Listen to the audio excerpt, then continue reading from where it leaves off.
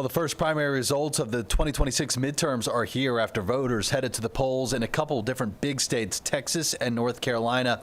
And really all eyes could be on those two states come the fall. Let's get more from NBC's Alice Barr.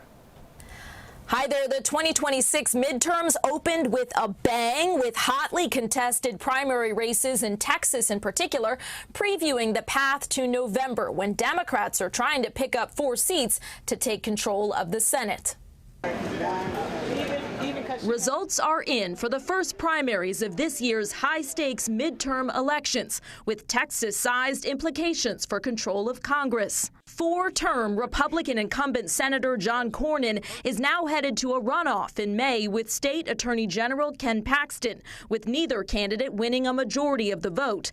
Cornyn casting Paxton as a liability for a series of scandals, from a 2023 impeachment on bribery charges — he was acquitted by the state Senate — to a messy, ongoing public divorce. I refuse to allow a flawed, self-centered, and shameless candidate like Ken Paxton risk everything we've worked so hard to build over these many years. Paxton, who's built his credentials through aggressively suing for conservative causes, pushing back. You listened to what John Cornyn was selling, and you weren't buying it. Tonight, change was on the ballot, and change won. Whoever prevails in that bruising battle will face Democratic State Representative James Tallarico, who NBC News now projects defeated Representative Jasmine Crockett, as Democrats look to make a play for the traditionally red state, pointing to high turnout. We are not just trying to win an election. We are trying to fundamentally change our politics. And it's working. Democrats also aiming to gain ground in North Carolina's Senate race, where Republican Tom Tillis is retiring.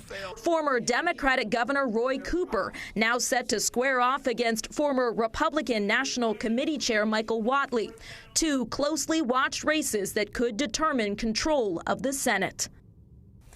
President Trump's influence looms large in these early races. The only Texas Republican incumbent in the House who did not have the president's endorsement, Dan Crenshaw, lost his race to State Representative Steve Toth, while on the Senate side, Cornyn and Paxton are still battling for the president's public backing.